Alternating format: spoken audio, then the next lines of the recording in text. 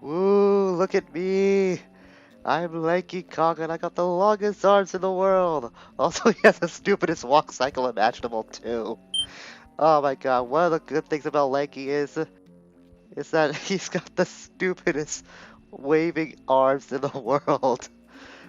No matter how many times I see this, it just puts a smile on my face. It's never not endearing. Well, this cycle's not that good. It's the one where it's like this.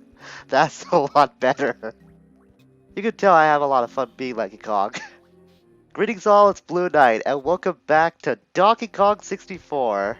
Previously, we hung around this temple for the most part, following freeing Lanky, and did a couple of minigames. One which was in a DK minigame barrel, which is the first time we saw that. So now we're gonna leave this temple today since we really have nothing else we could do right now. Well, actually we can, I'm just choosing not to do it right now since we don't have the means to collect the remaining collectibles inside this temple. So I'm gonna venture out into this sector of Angry Aztec and continue getting more bananas, which has pretty much been part of the course for the last little while. But it's to be expected because these kind of levels are pretty big. To be honest, now that I actually say that, Angry Aztec isn't like big per se. It's just the temples and the tombs that make it feel like it's big. If you really map out the main landscape of this place, you'll come to learn that you can easily memorize everything there is to memorize in this place. It's just when you factor the tombs into the mix, is then that's how you feel, in my opinion, the massive scale that Angry Aztec truly has. So it's pretty much due to these tombs and temples. It's the reason why this level feels a lot bigger to me than Jungle Japes does, where I can easily memorize where everything in Jungle Japes is. The same could be said for this level too, but if it were for the tombs, then I could actually have an easier time mapping out this entire place in my head. So I switched back to DK momentarily because we haven't seen this yet, his new ability he got from Cranky with his barrel. Alright, this ability uses your crystal coconuts. Cancel the move by holding Z and pressing C left. That's pretty much all there is to it. Do I have this open? Oh, no I don't. I thought I had that door open. There is a way you can get that to open to you, but we can't do that right now. I must have missed something. I know another place where we can use our new strong Kong ability. It traces back to the very beginning of the level as a matter of fact, so I'm gonna need a moment to get myself back there. Ah crap, there's Lanky bananas here. Well, you know my rule I stated recently, if something's in sight for me to collect, I'm gonna collect it as soon as possible because it'll leave my mind if I don't collect it otherwise. It's actually a good thing we're being Lanky again because there's a couple of things I like to talk about Lanky himself. In the German manual, apparently he's stated to have a job as a stand-up comedian, which might actually lend more to his credibility being a meme on the internet. So that kind of does make more sense why he is kind of like the quote-unquote joke character of the game, because apparently in canon, he does have that kind of a role as his occupation, which is pretty weird, but it kind of makes sense the more you think about it. And he's also might have some relation to an enemy from the DKC games called the Manky Kongs. They're pretty much orangutans that like he does kind of resemble, not like 100%, but they do have some similarities between the two. I mainly remember them from DKC1 because they're in one of the earlier levels of that game when you first start up a new playthrough on that game. So now this is a place where we can use our strong Kong. There's that splat that we can take out. We couldn't get to it before any of these collectibles because this barrel wasn't available at the time. But now it is, and now we can... Did that? I think that splat froze, or maybe it was just like standing around. I'm not sure. I thought time froze when we went to the barrel. Well, now that we have the strong Kong, we can get the banana medal. And that's a blueprint for DK. And since we are invisible, or invincible, not invisible, those are two separate things, we can attack this guy to no end. Even if we didn't have our strong Kong ability, he'll still be easy to take out, but since you're in this mode, you're free from taking any damage whatsoever as long as you have some coconuts that is fueling your ability with Strong Kong. So now that we got that taken care of, where to go next? I'm trying to tackle this section by section to make things easier for me. If it weren't for these tubes having like multiple things for the entire DK crew to do, then it would be a lot easier to map out. Another thing I want to talk about is these clap traps. I demonstrated recently. That wasn't a good demonstration. There we go. Now if you use an orange on the green clap trap, you don't get the clap coming after you. It puzzled me for the longest time, but recently I think I know why this is the case. We saw that purple clap traps can only be taken out by using oranges. So my theory is that the game registers you using an orange on a green clap trap like you would with a purple one, hence why the clap doesn't come after you, because the purple clap traps don't have claps that come after you upon killing them with an orange. So the same must be applied to the programming of this game's code when you do use an orange on a green clap trap. It was something I didn't really think about for the longest time, but lately when I was thinking about that specific detail, it kind of makes sense to me. I'm not sure it makes sense to anyone else, but I think I know why that's the case with how that the game behaves when you use that specific weapon on that enemy. Okay, where to go next? I guess since I don't want to tackle anything in the llama slash camel tube right now, I want to take care of this big one, which is why I qualified to be like the main event of Jungle Japes. First, let's get these purple bananas with tiny. I'm pretty sure there are a lot more bananas on these trees as well. So we did take out a claptrap, not claptrap, a kasplat just a few minutes ago. There was a harder way that the devs intended for you to determine how the color of each claptrap would be different. It would be on the temples of their glasses is how they would differentiate which claptrap had which Cog's blueprint. Obviously this was harder to make out to see from a longer distance, so they opted to change the claptrap's hair to differentiate which Cog had which, well not which Cog, which claptrap, not claptrap, cause Splats had which blueprint. Also realizing how many things in this game start with the letter K too. This game really loves its alliteration, I'll say that much. I also saw some blue coins and some red bananas too. I want to get all those up squared right away, right as I got hit and made it by that stupid zinger. And that one had a grenade too. If you look at the zinger, nothing really stands out about it between one that just charges right at you. That's what I was talking about earlier on in the series. Just keep an eye on those bees at all times, because you never know which one might come out to poop a grenade in your face, and which one might just straight up charge right at you. And there's the headphones we heard that... Oh, I didn't want to go to Tropiscoff yet. Those are the headphones we heard Candy mention when we first got our instrument ability. That's how we could recharge the instrument's energy for whichever cog is out at that time. Of course, we could go back to Candy herself to refill the instrument as an easy way to recharge the energy on that as well. Now I have to go back and tag in Diddy to get his bananas, and once we got that squared away, then we can enter these tubes for real. Oh man. Tagging between calls in this game is just kind of headache-inducing at times. Because you have to keep track of so much stuff, and there's so many things that are littered around the place, that if you want to go for 100%, it's gonna be a huge problem to memorize everything.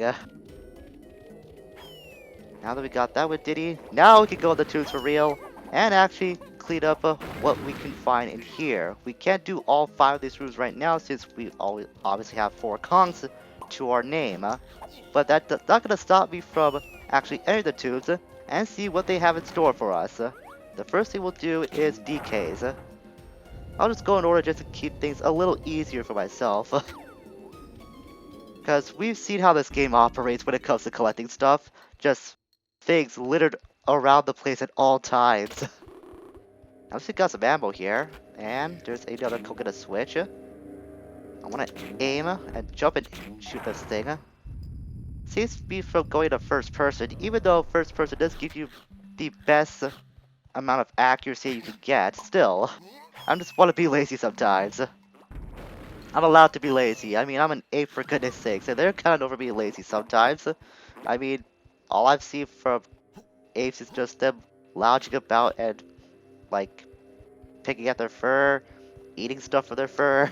I'm pretty sure they are active animals, as they can just, you know, swing from trees and be a lot more agile than most humans wish they could be, but still, my point stands.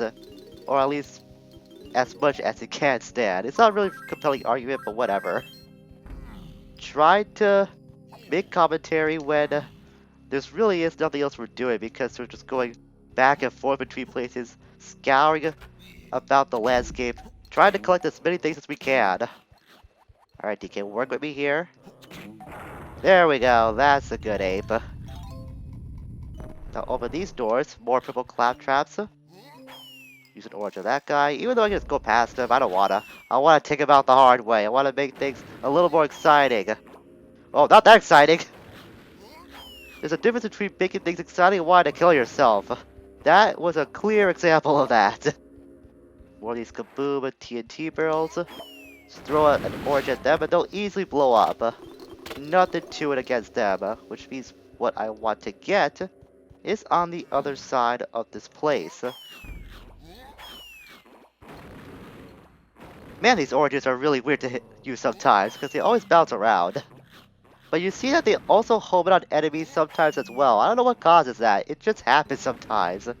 Maybe it's gotta count for like the right amount of distance for you to make that happen. It's just a weird thing I've noticed, and you probably wouldn't notice if you didn't pay too much attention to that. At least we got our next golden banana of the game. And this is the thing that people remember most about this level, is this thing. This I see go by many names during my research, but the one I decided to go with is called crosshairs. That's the big get out voice that we just heard. You have a limited amount of time to go and obviously exit the room, but don't sweat it. It's not an instant kill hazard you have to look out for. It only takes away one sliver of watermelon slice from you. That was a really stupid way to put it, but you get what I mean. You lose one part of your watermelon when you do lose all the time, and he does shoot you. The time limit varies from cog to cog whenever you do complete the goal of the room in this temple, so don't dilly-dally for too long, because it might just add up over time and you'll end up being dead before you know it. And this isn't the first time that Crosshairs has appeared in Donkey Kong game. He was a hazard you have to look out for in the DKC games as well. I think it was in the first or the second game I came across that Crosshair actually existed before this game came around. And funny enough, I remember the landscape being like an Egyptian-esque desert-like level too. Maybe it only exists in the desert levels only? Who knows? At least we're Diddy now. Shoot this down. I think it's only the one way we can go. No, there's two ways, just like with DK. That's the golden banana. I want to see what's on the other side. It's probably gonna be nothing majorly, well, I was gonna say majorly important, but as I say that, we came across a Diddy banana. Nice. Banana balloon. Well, it's a banana balloon, so it kind of just qualifies as both. Now, these things, I believe they're called clobbers. They operate the same way as the kabooms. They just don't blow up, obviously. So just take them out with the oranges, and you're set with them too. And over here, that is our next banana of the game. 22nd. I'm almost done with Diddy in this level as well. Yeah, I know. You got me the first time, but every other time you're just hilarious to me, Crosshairs. You don't scare me at all. Besides, you only take away one portion of my health. You're not like the most dangerous thing in the world. Up next is Mr. Meme himself, Lanky Kong. We'll go to his room and see what that has in store for us. We might just clear up the most of the big tube room or building in this video right now, since there's not much else we could do in Angry Aztec, at least not what I want to complete at the moment. We'll go to the left first and see what this has for us. It looks like this is the room, unlike with DK Diddy, it just circles around regardless of which path you take. The main thing I want to go after is this thing, if I can hit it. This is one of the few balloons in the game that moves pretty fast, a lot faster than you're probably used to at this point. No big deal though, we got ourselves another golden banana. Not golden banana, banana medal. Well, I mean, we are hunting for a golden banana, but a banana medal is worth it too. After all, we can't forget what Cranky has as our reward for collecting 15 of those things, and I think we're almost a third of the way through. I'll have to check on that off screen to see if my math is correct. Get all of these oranges. Let's just hand start way to the last one. Let's be a little fancy with this. Besides, I haven't used the oregano as much. So hop up here, and unlike with the other cogs, this is our next minigame barrel. Big Bug Bash. It's one of the more annoying minigames we have to come across. Swat the flies, just use A to use the fly swatter. This is a lot more annoying than you think. If you smack too much, the fly will make huge circles around as a way to kill time and to annoy you as well. If you get into a rhythm after you kill one fly, yeah, that's how you do it. If you can pull that off, then Big Bug Bash isn't that much of a nuisance at all. The big tip I have for you when it comes to that minigame is that if you could catch the fly making small circles around, then it might be a little easier for you to swat it. Since if you swat too much, we saw that it will make big circles and fly faster. So that's what I could give to you as the best tip to handle that minigame. With a skip and a hop, Tiny Kong is our next and final Kong that will be entering this big building for today. We came through this pretty fast so far, a lot faster than I thought we would. So let's see what Tiny has to go through in her section. Is it the same as everyone else's so far? Might be better just reset the camera, even though I blind shot that switch. That was a little surprising for myself. More of these grenade dropping singers, gotta be careful about those. I say that as I end up making a face full of one. Ow! Right next to a barrel too. If I got to that barrel, it would have saved me. Well, being tiny, or tinier, didn't really help me out that much. That guy's got some really big aim. It's you again. Can't do anything about you right now. But I know there's another barrel on the opposite side of this place. Camera, thank you. There's another barrel on the opposite side of this room that we could use, and that will have something that we actually can collect. We will be able to get our hands on those flying creatures, just not right now, but soon though. After we complete everything we can do in Angry Aztec for the time being, we will be able to round up those flying creatures. Unfortunately, that had something that we can't collect either. No big deal, that's not the main thing that we have to go hunt down anyways. More of these zingers, and they're all dropping grenades. Man, these things are really rude. Okay, there's the banana over there, the golden one. On the other side might be coins or maybe more bananas. Never hurts to check every nook and cranny of this place. It's a coin, and I'm just avoiding all of these grenades like nobody's business. This is pretty dangerous stuff there. Yeah, I wasn't crazy. I knew I saw one of the zingers bomb themselves. Man, why does the most eventful things happen when I record? I swear, I've never seen that happen before. I didn't think that was possible to happen at all. I guess it was close to another zinger that it got blown up and died. That's the only logical conclusion I could come to. And while avoiding crosshairs, we made our way out of this big tube relatively scot-free. We got like what, 4 golden bananas in this episode? That's like an episode record if anything else, so I'm pretty happy about that. So, I think we're gonna end things off for today. We made a lot of progress and cleared out the most we could do in that big temple. Not everything, but we're getting there. So next time, we're gonna look around Angry Aztec a little more before heading to Scoff and delivering our bananas to see what our next boss fight will be. Until we meet again, farewell for now.